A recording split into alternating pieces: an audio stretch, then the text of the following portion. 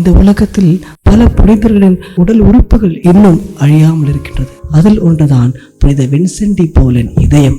400 வருடங்கள் கழிந்தும் இன்னும் அழகாமல் இருக்கின்றார். புனித வின்சென்ட் டி பால் பிரான்சில் வாழ்ந்த எல்லா மக்களையும் அன்பு செய்தவராக அழைக்கப்படுகின்றார். ஏழைகளையும் பணக்காரர்களையும் பாவிகளையும் தெரு வீதிகளில் அநாதராக விடப்பட்டவரையும் எல்லாரையும் சகலரையும் ஒரே போல அன்பு செய்தவராக அவர் திகழ்ந்தார். எப்படி அவருக்கு எல்லாரையும் ஒரே மாதிரி அன்பு செய்ய முடிந்தது என்கின்ற கேள்விக்கு பதில், அவர் இயேசுவின் திரு இருதயத்தின் பக்தியில் வளர்ந்தார் என்கின்ற சத்தியத்தை நாம் தெரிந்து கொள்ள வேண்டும். போப் பிரான்சிஸ் தான் கடைசியாக எழுதிய டெலிக்சிட் ரோஸ் என்கின்ற என்சைக்ளிக்கலில் இயேசுவின் திரு இருதயத்தின் பக்தியை குறித்தும் அதிலிருந்து நமக்கு கிடைக்கக்கூடிய அன்பை குறித்தும் எழுதியிருக்கின்றார்.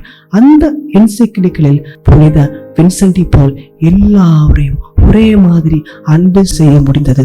அதன் காரணம் அவர் இயேசுவின் திரு இருதயத்தின் பக்தியால் நிறைந்து தம் இதயத்தை அந்த அன்பால் பற்றி எறிய செய்தார். இயேசுவின் திரு இதயத்திலிருந்து ஒழுகி இறங்கிய அந்த அன்பு நம் இதயத்தில் பற்றி எறியும் போது நமக்கும் எல்லாரையும் ஒரே மாதிரி அன்பு செய்ய முடியும். அதற்காக நாம் மன்றாடுவோம். இயேசுவின் திரு இருதயமே, எனது இதயத்தை உமது திரு இருதயத்தை போல ஆக்கும்படி செய்தருளும்.